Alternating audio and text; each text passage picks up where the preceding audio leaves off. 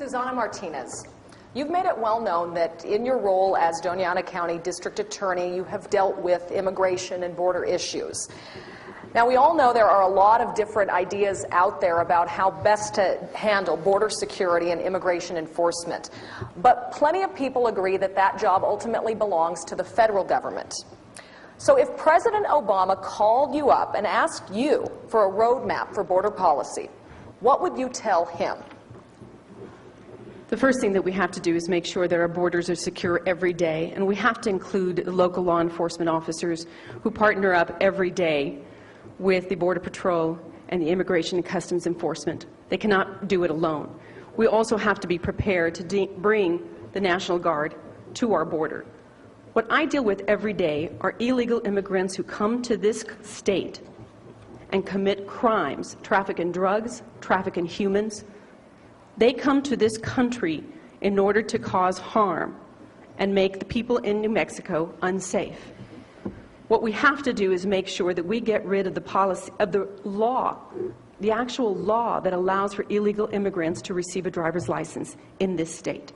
Because after that, then they can travel the country freely, undetected. We have some of the most dangerous individuals who come to New Mexico through the Mexican border from all over the world, not just from Mexico. We have got to make sure that we do not impose any policy that invites individuals to come here, such as sanctuary policies that currently exist, that our current governor and lieutenant governor support. That's why we had that young man that was arrested recently after molesting 3 or 4 children, because we didn't do our job to make sure that we reported him to the proper authorities and had him deported, when instead he was molesting our children. That's unacceptable, and that I would tell President Obama. When President Obama calls me, I'm going to tell him to get to work. I'm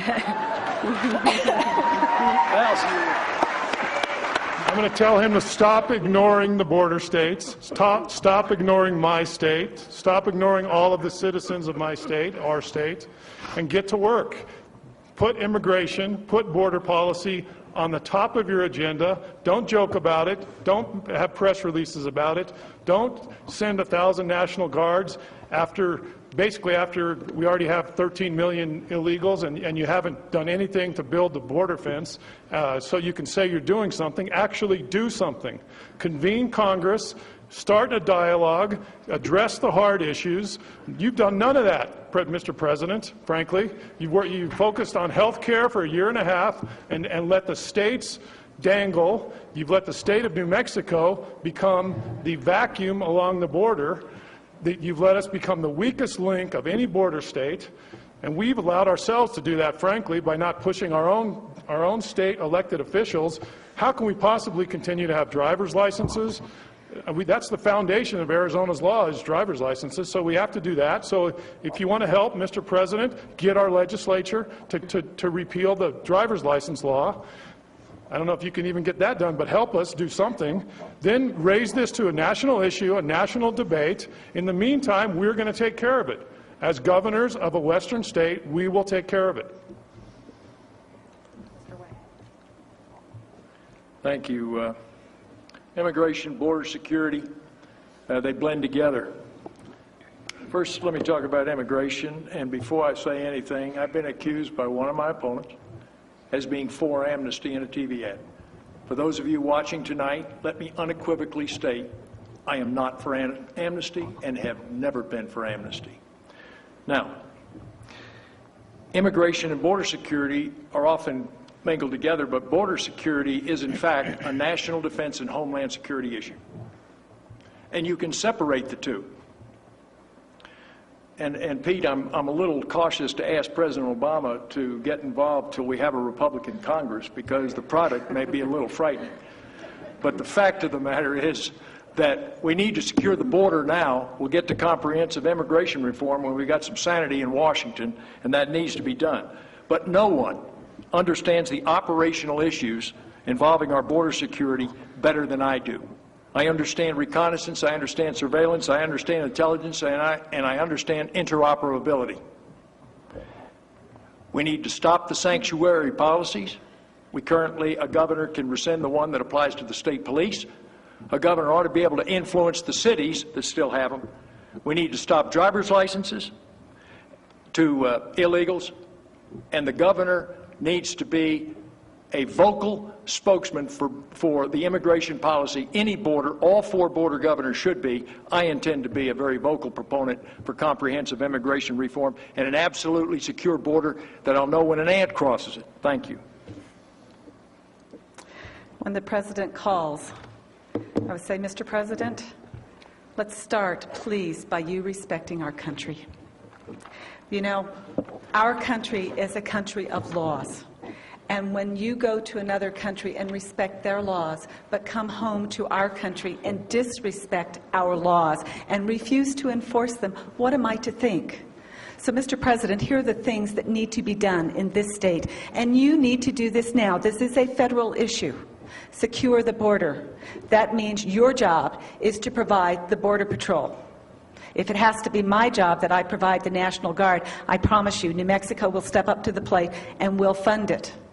We also need to make sure that the communication systems are adequate so that our guys, whether they're the Border Patrol, the Sheriff's Department, the National Guard, are not being outrun and outgunned because the drug cartels have radio frequencies that so far exceed our own, putting our own people at risk. We have the technology today, right now, Mr. President, to secure the border. Do you need help?